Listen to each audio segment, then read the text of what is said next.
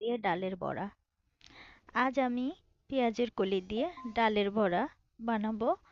আমি কিছু পেঁয়াজ থেতো করে নিয়েছি, কাঁচা জাল কুচি করে নিয়েছি, ডাল বেটে নিয়েছি, 1 চা চামচ হলুদের গুঁড়া, পরিমাণ মতো লবণ, 1 মুঠখানিক ধইনা পাতা দিয়া সুন্দর করে কষলাইতেছি কষলাইতেছি। এর ভিতরে আমি জানি কি একটা দিন আপনারা কমেন্টে জানিয়ে দিবেন। এরপর আমি সুন্দর করে গোল গোল গোল গোল গোল গোল করে বড়ার মতো তৈরি করে সুন্দর করে কালা কড়াইটা চুলার উপরে দিয়ে 1 পোয়া খানিক সরষার তেল ঢাইলা দিলাম, ঢাইলা দিয়া সুন্দর করে কড়াইয়ের উপরে বড়াগুলা ছাইড়া দিলাম। ছাইড়া দিতে দিতে দেখি ওমা হুইল পাউডার মতো ফেনা বাইরে গেছে, জানি না তেল দিলাম না হুইল পাউডার দিলাম। তারপরও ভাজতে আসি, পরে গরম গরম ভাতের সঙ্গে খাইয়া দেখমু যে আসলে এটা আমি হুইল পাউডার দিলাম না সরষার তেল দিলাম।